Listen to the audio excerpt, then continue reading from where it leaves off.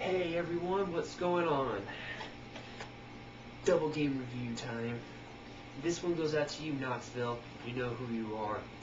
Now, I showed this in another video, and since then, I actually got a message on it, and I thought I should go ahead and do a double game review tonight. Tonight's battle is Knights of the Old Republic 2 Sith Lords versus the original Knights of the Old Republic. These two games were amazing, but let's just start breaking down which one was better. Well, here's the first one. Now, like I said before, my name that I use is NewRevan. N-E-W space R-E-V-A-N. Revan is a character you will discover in this game. There are many different ways to play this game, and just playing through it once isn't quite enough. In fact, I believe if they made this for the 360, there would be maybe even 6 different achievements for playing through this game with all the different classes that there are. Really, playing through this game once is almost impossible. Once you play through it, you want to do it again just so you can see you can do it with a different class. There's, of course, the soldier, the smuggler, and the scoundrel. You know, those are your starting ones. Then later on, you can do one of 3 different Jedi classes, one of which you're better with a lightsaber, but not so with the Force. Another one, you're more Force power. It's kind of like you have the warrior, the wizard, and kind of your guy in between. The storyline is amazing. Each character I fell in love with, whether it's Canderous, Bastila, Karth. In fact, this game was made by BioWare.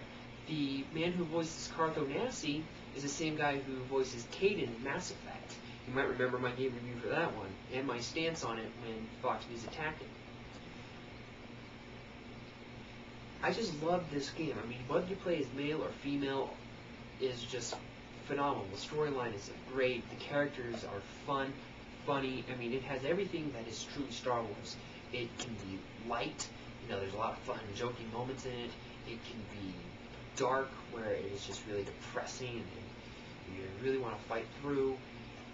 There's just so many ways to describe this game. The gameplay system, it didn't feel turn-based. Even though it really is, it didn't feel turn-based. And that did carry over to the second game. The level-up system could have used some work, though. I don't believe stopping at level 20 should have been a good idea.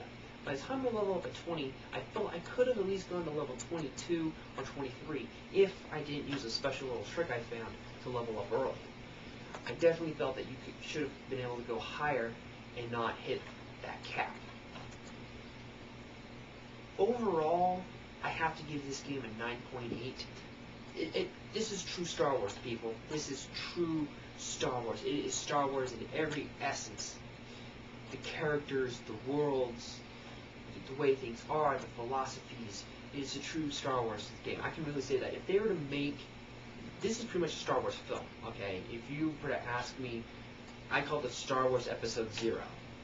Okay, because this is truly the beginning, and this is a phenomenal, great game.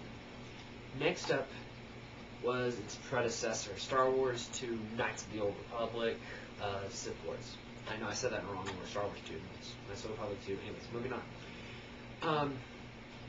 Again, great combat system. Graphics were enhanced, but I did feel that this game is severely lacking in one aspect, and that is its Star Wars power. With the first Star Wars game, you kind of had that sense of who everyone was. You had kind of your good guy, Karth Onasi, a good outright soldier. Bastila, kind of the young warrior who, you know, is just getting ready. Then there was, of course, you know, the hero or the villain, depending on which side you took. There was Canderous, who was a true badass hero. You had the 2 Jedi, your companions. This game didn't really have that system. Some characters you felt were like slaves, like Handmaiden, Atten. You didn't know him at all. You didn't know whether he was good or bad. He didn't really seem to have any loyalty system but to himself, unless you play as the female character. I just didn't connect with the characters as much. I really did feel that they dropped the ball in terms of the story. I mean, the first opening bit of this game, like the first 5 hours that you're going to be playing, you don't have the ability to grab a lightsaber. Even though you're able to use force powers, you have no ability with weapons. In fact, in the very beginning of the game, I find it almost impossible to use. Around the time he lands on Telos, when your character lands on Telos, it's almost impossible for me to play using my character. I depend a lot more on my party, on my side party characters. I just really did feel that this game was lacking in early character development. Later on, the game becomes a lot easier. The worlds were amazing. Some story aspects were better than others. I have to say that this game, it's a good game. I think that's what I should say.